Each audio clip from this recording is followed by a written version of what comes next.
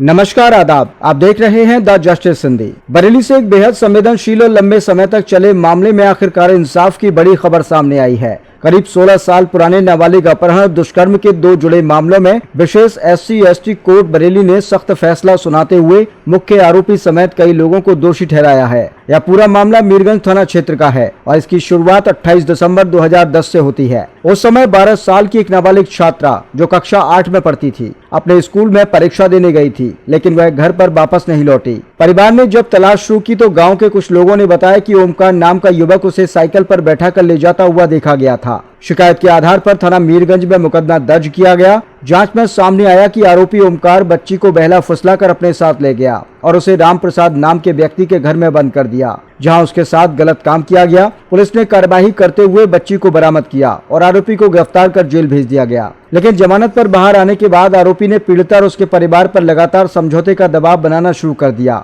वह उसे धमकाता रहा और दोबारा अपहरण करने की भी बात कहता रहा। इसके बाद 15 दिसंबर 2011 को एक और गंभीर घटना हुई, जब पीड़िता अपने पिता के साथ अदालत में तारीख पर जा रही थी। तभी रास्ते में आरोपी ओमकार अपने भाई चंद्रपाल, पिता बुद्धिलाल और मां बिमला देवी के साथ पहुंचा और जबरन पीड़िता को छीन कर ले गया। इसके बाद उसके साथ दोबारा गलत काम किया गया। इस दूसरी घटना के बाद फिर से मुकदमा दर्ज हुआ और दोनों मामलों में पुलिस ने जांच पूरी कर चार्जशीट अदालत में दाखिल की। अभियोजन पक्ष की ओर से दोनों मामलों में 7 गवाह पेश किए गए, जिनके आधार पर अदालत में सुनवाई आगे बढ़ी। लंबी सुनवाई के बाद आज कोर्ट ने अपना फैसला सुनाया। अदालत ने मुख्य आरोपी ओमकार को दोनों मामलों में दोषी मानते हुए सख्त सजा दी है। पहले मामले में उसे धारा 363 और 368 के तहत 3 साल का कारावास और 10,000 रूपए का जुर्माना, धारा 366 में 5 साल का कारावास और 10,000 रूपए जुर्माना और धारा 376 में 10 साल का कारावास और 20,000 रूपए का जुर्माना सुनाया गया है। वहीं दूसरे मामले में भी ओमकार को धारा 363 में 3 साल का कारावास और 5,000 रूपए का जुर्माना, धारा 366 में 5 साल का कारावास और 10,000 रूपए का जुर्माना और धारा 376 में 10 साल का कारावास और 20,000 रूपए का जुर्माना दिया गया है।